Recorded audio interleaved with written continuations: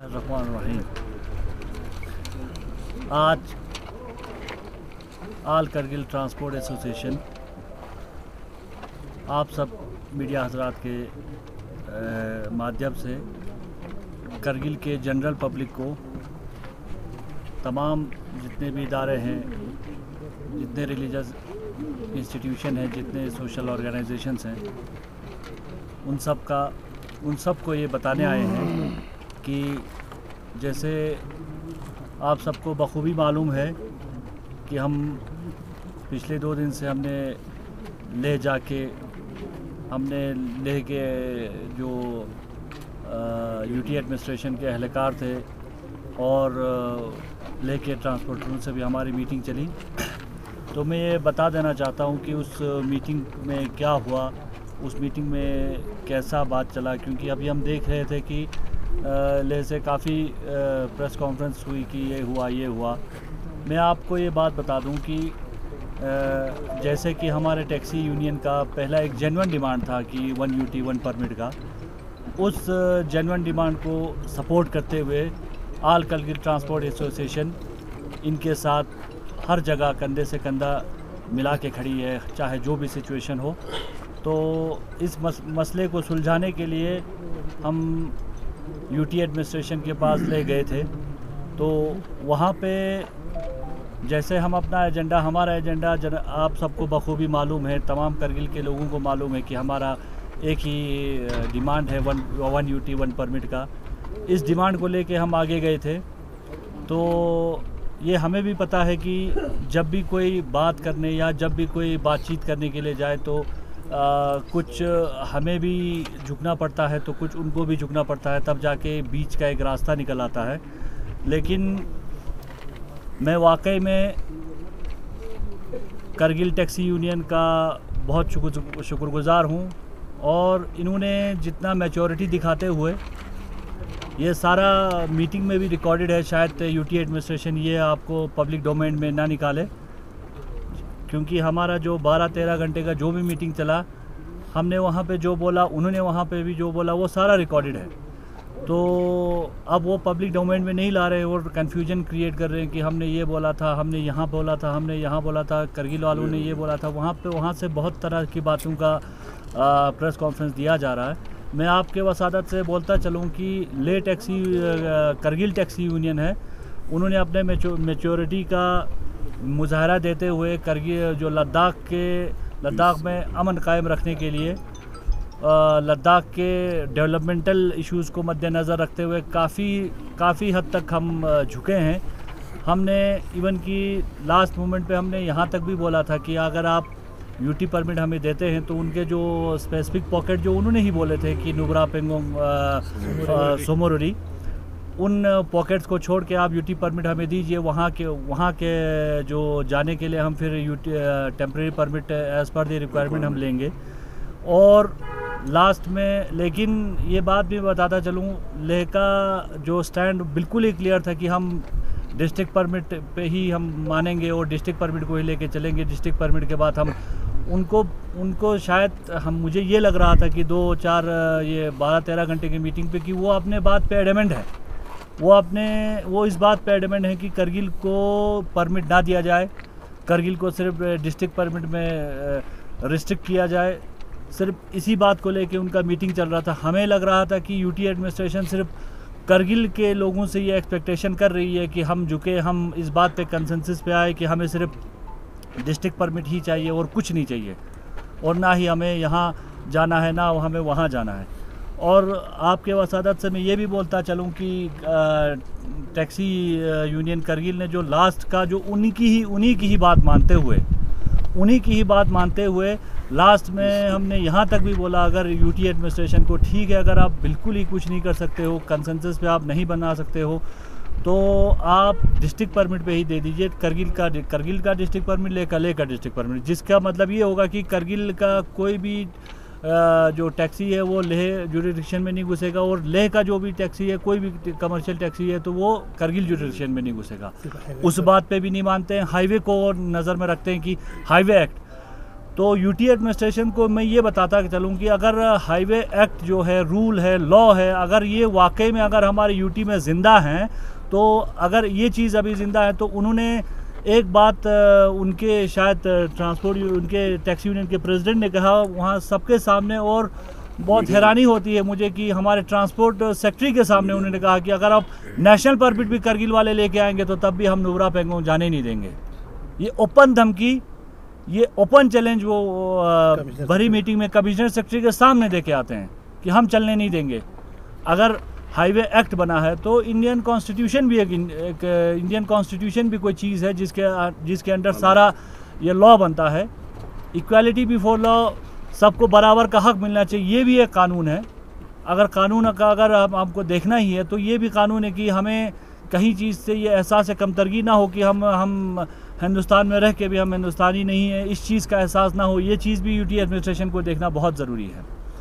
लिहाजा बहरहाल हमारे उस मीटिंग में मैं स्पेशली फिर से हमारे करगिल के जो टैक्सी यूनियन है उनका बहुत शुक्रगुजार हूँ। और आप सबको ये भी मैं बता दूँ कि जितना हमने ऑप्शन उनको दिया, जितने ऑप्शन हमने दिए, मेरे एक्सपेक्टेशन से हट के जो मेरे कहने पे करगिल के जो टैक्सी यूनियन के हमारे प्रेसिडेंट साहब थे, उनके हमारे सेक्रेटरी साहब थे, उन्होंने इतना उनको लीनियंसी दिया, इतना उनको छूट दिया कि हम इस पे भी मानेंगे, इस पे भी मानेंगे। क्यों? सिर्फ इसलिए कि करगिल में या लद्दाख में हम अमन शांति हम बरकरार रखना चाहते हैं, करगिल लद्दाख लेह और करगिल के भाईचारे को बरकरार करना चाहते हैं।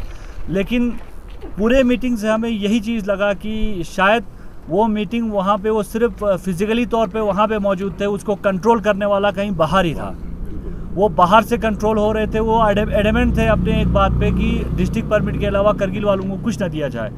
तो खुदारा आप खुद ही बताइए, जब दो आदमी कंसेंसस के लिए बातचीत के लिए आ जाते हैं तो कुछ आपको छोड़ना पड़ता है, कुछ हमें छोड़ना पड़ता है, तब जाके एक कंसेंसस बनता है। और पूरा यूटी एडमिनिस्ट्रेशन, आप लोगों ने एक रूमर ये भी सुना होगा कि हमें खलसी से हमें वापस गए, हम बाहर निकले। बेसिकली खलसी से वापस निकलने का या बाहर निकलने का कोई ऐसी बात थी ही नहीं जब हमारा कंसेंसस बना ही नहीं। जब बात वहाँ पे चली और वहाँ पे हमें ये एहसास हुआ कि वहाँ पे यूटी एडमिनिस्ट्रेशन लेह का जो ट्रांसपोर्टर्स की ज़बानी हमें ऐसा लग रहा था कि लेह के जो ट्रांसपोर्टर्स है वही उन्हीं की ज़बान बोल रही है, यूटी एडमिनिस्ट्रेशन। और यूटी एडमिनिस्ट्रेशन कोई न्यूट्रल रोल प्ले नहीं कर रही थी। तो इसीलिए हम थक हार के, हम बिल्कुल मायूस होकर हम वहाँ से निकले थे। हमने बोला था कि अब हमारा यहाँ पे रहने का शायद कोई फ़ायदा नहीं है, क्योंकि जिस बात पे हम आए थे वो मांग रहे थे कि लेह की गाड़ियाँ करगिल में इंटर हो, लेह की गाड़ियाँ करगिल के इंटर करके सब कुछ चला जाए। हवाला दे रहे थे कि वो हाईवे पे है। इस चीज़ को हवाला दे के यूटी एडमिनिस्ट्रेशन भी हमें चुप कराने की कोशिश कर रही थी। लेकिन हम इसी बात का हम हवाला दे दे, हम नेशनल परमिट लेके अगर हम लेके इंटीरियर में जाए तो उनके लिए बोल रहे थे कि नहीं, आप नहीं जा सकते हो।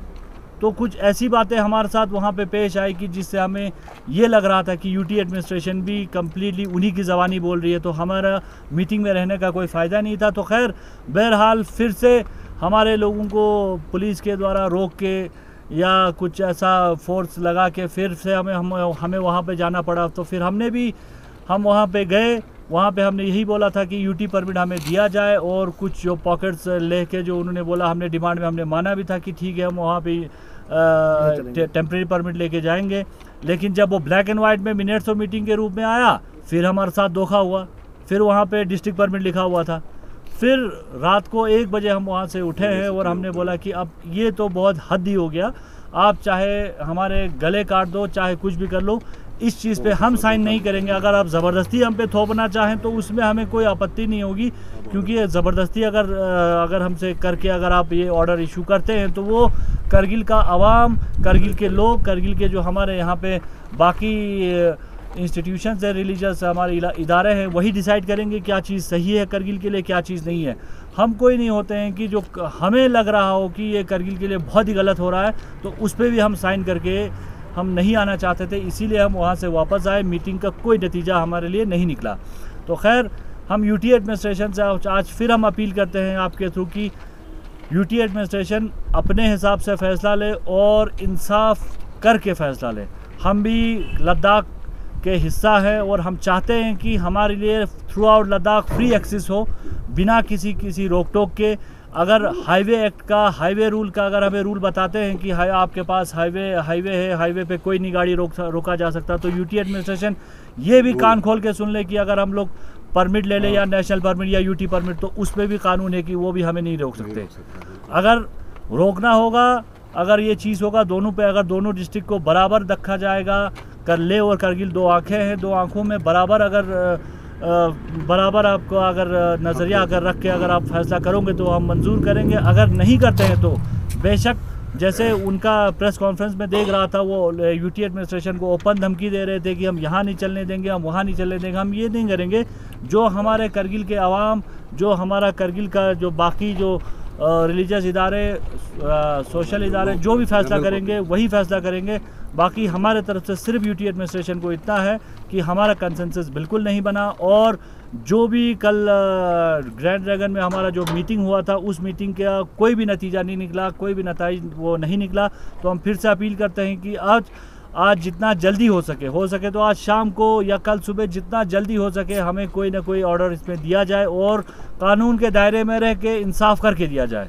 अगर इंसाफ कानून के हिसाब से नहीं होगा तो हम कौन होते हैं फैसला करने वाले करगिल के मुस्तकबिल का? करगिल के मुस्तकबिल के लोगों का फैसला, करगिल का जो आने वाले लोगों का फैसला। मैं समझता हूँ करगिल के लोग इतने पढ़े लिखे हैं और इतने समझदार हैं। अगर करगिल के साथ कोई नाइंसाफ़ी हो रही होगी तो ये हमें बोलने की ज़रूरत नहीं पड़ेगी कि ये नाइंसाफ़ी है, ये इंसाफ है। ये करगिल के लोग खुद इसमें बेहतर समझेंगे कि ये हमारे साथ नाइंसाफ़ी हो रही कि नहीं नाइंसाफ़ी हो रही है।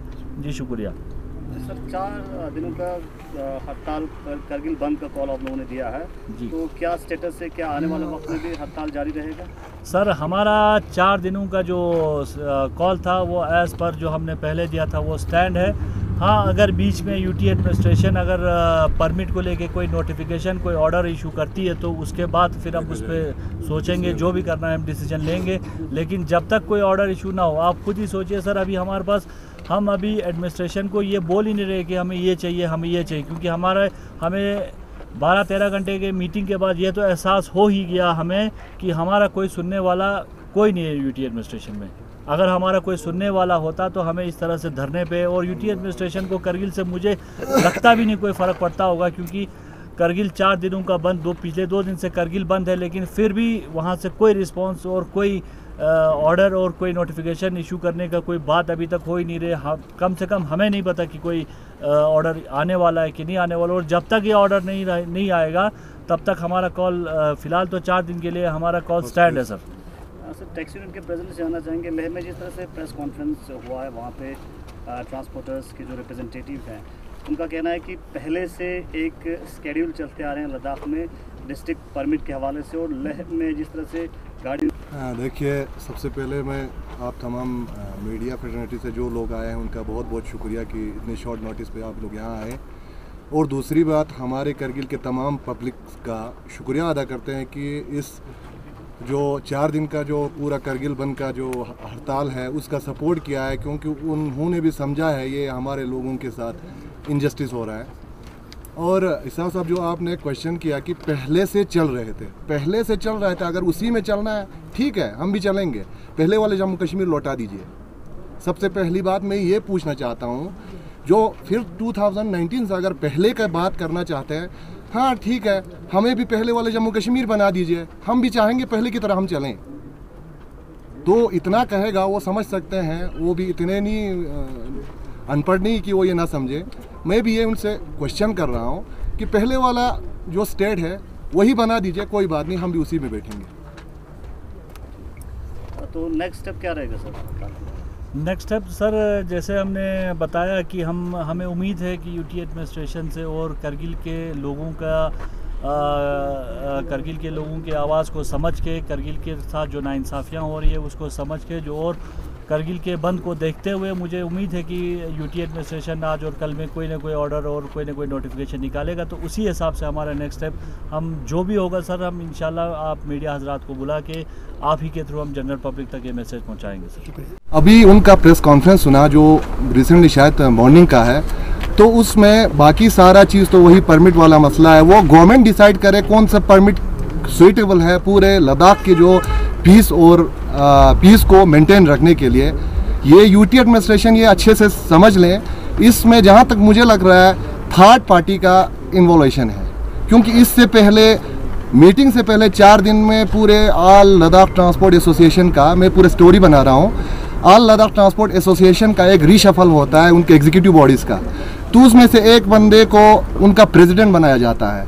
फिर उसके बाद 3 दिन के बाद पूरे ऑल ट्रांसपोर्ट करगिल के जितने भी बस का अलग, टेम्पू का अलग, सबका एक अलग से मीटिंग बुलाया जाता है। तो वहाँ पे उनका जो रिप्रेजेंटेटिव है वहाँ आता है, क्योंकि जहाँ तक मुझे लग रहा है, जहाँ तक मेरा अंदाज़ा है, इसमें थर्ड पार्टी का इन्वॉल्यूशन चाहे बाहर का हो चाहे हमारे लद्दाख से ही हो, तो मुझे उसमें सीधा यकीनी से मैं कह सकता हूँ, क्योंकि हमारे लद्दाख का पीस की तरफ बढ़ रहा है। अभी रिसेंटली आपने देखा था, एक शायद 15-20 दिन पहले हमारे एक बहुत ही देरीना एक मसला था जो डिस्प्यूटेड था, हमारे कारगिल में गोम्पे का मसला था, तो वो मसला एपेक्स और केडीए के थ्रू वो सॉल्व हो गया।